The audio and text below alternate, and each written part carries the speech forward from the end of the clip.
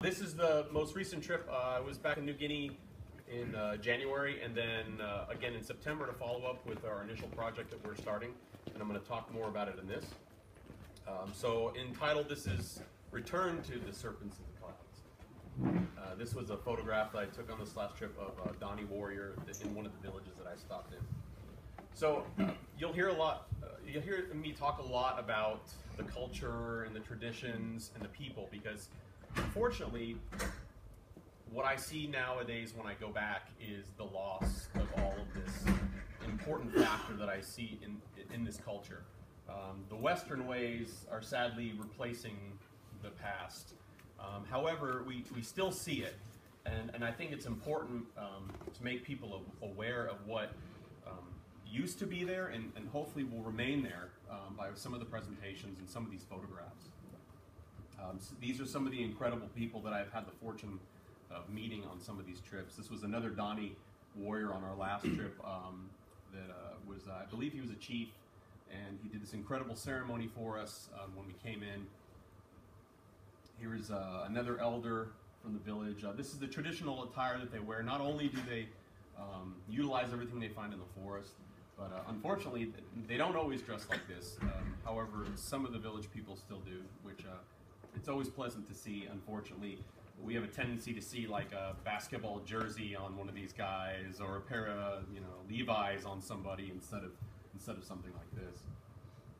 This gentleman was one of the people I spoke of in the first presentation. He didn't know his age also, but the really cool thing about him was, and you'll see in the next slide, that these are some of the local women there. This is a cool picture too. That they brought us to a mummy that they keep in some of the villages, and it's a thing that you used to be able to see. It used to, unfortunately, like a really touristy thing to see back about 10 years ago. But over the times, the mummies have degraded, and they've kind of lost that interest anymore with talking about it and showing to people. But he was actually a direct descendant of one of the mummies, which was really cool. And this is a fantastic photo. I love it because you've got one of the elders here teaching the younger boys of the village the traditional ways of how they prepare the food there. They don't have McDonald's and all the Western ways of access that we have, so they still have to hunt on certain occasions, but a lot of the times the children tend not to take any interest in what they do. So this is really cool because they're showing them how they prepare the animal. This is a really cool picture. But here's one of the mummies. And so the gentleman I showed earlier was a direct descendant of this, and he was extremely proud to tell us about it. He wouldn't stop talking about it. It actually got to the point where it's like, okay, you've told us this about 1 million times. I understand. You know this guy. But it was really cool because the story with this mummy was we went to several villages to find one. And we kept going and going, and nobody had any mummies to show us, or they didn't want to show us. And the reason behind it was there was some Europeans that traveled there several years ago, and they went to a village that had a mummy.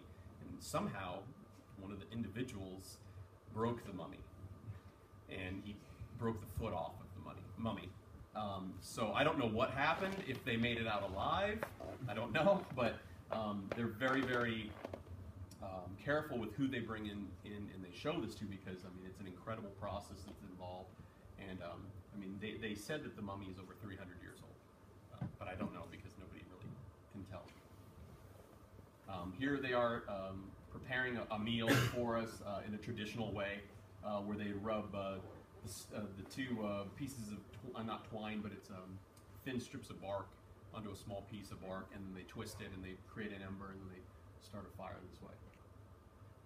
So the mountains that we go to, and this is my primary focus, this area, 65 to 8,500 feet. However, I've not been up to 8,500. I speculate there's animals up at that level. It's just very difficult, like I've said before, to access these areas. It's extremely dense cloud forest, limestone cliffs, and the valleys that you have to get to are extremely deep and very hard to reach. The very exciting thing about New Guinea in these areas, it's still virtually undiscovered. So there's probably things in there that we don't know about. I hear stories about monsters all the time. Nobody's ever seen one, but it's cool to hear a story about something that they don't know about. And I'm sure there's species that are further back in there that, like I said before, that they're describing that we just have not encountered yet. And the scary thing is people still go missing when they go into the forest.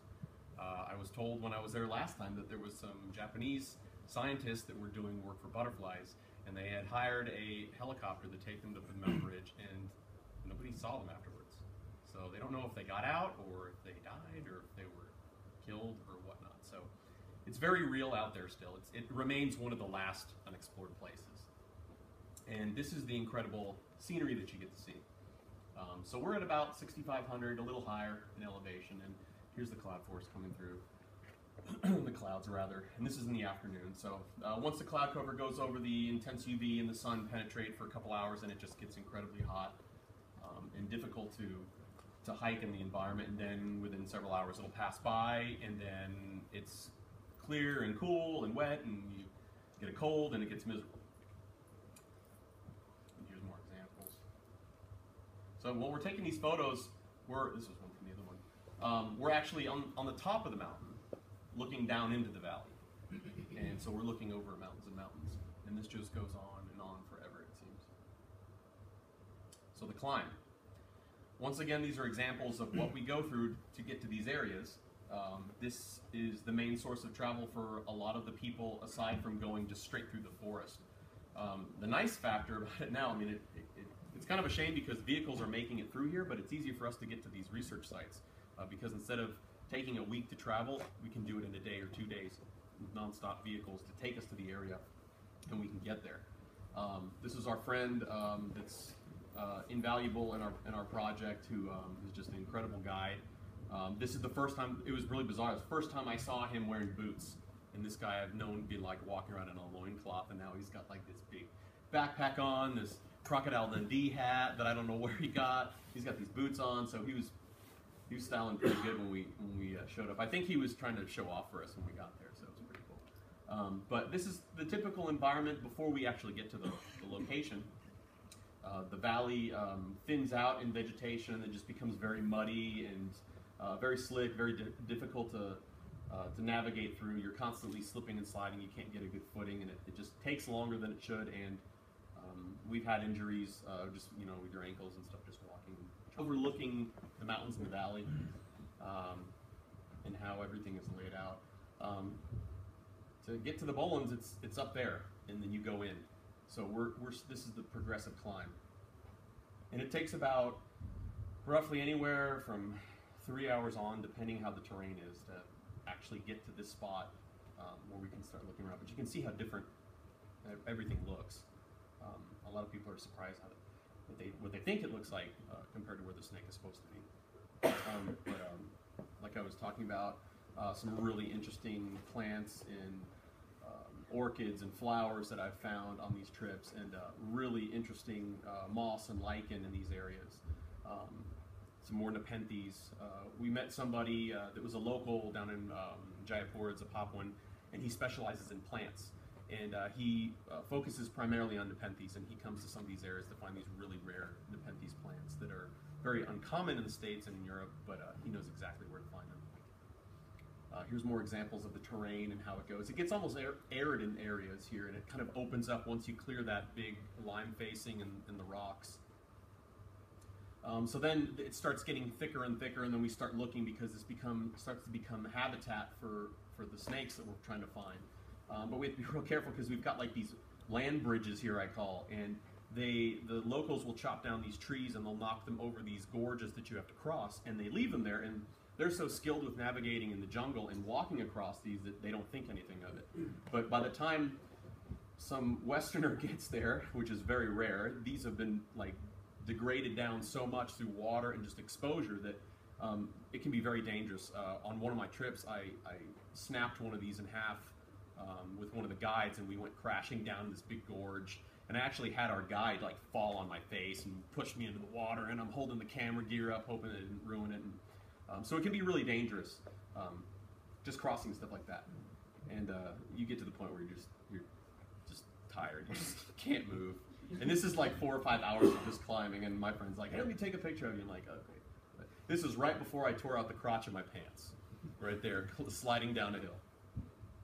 But Once you come up to some of these areas, we found 2 old nest sites from we think from last year. We don't really know, but they were as plain as day when we came up onto this hill, and you can see how steep the incline is right there. And they were tucked back in on this spot, back in almost like a burrow. I don't know if something had dug them out. It most likely was a native that saw them and saw the opportunity of taking the babies, like, oh, I can sell these. I don't know if there's any mammal species that would feed off of them, but who knows. But it was still really exciting because we found those. Here's another example of how they're just degraded out. And so the climb goes on, and we get up there, and you just keep slipping and sliding, and it's hard to get any footing, and it's extremely wet and difficult to access.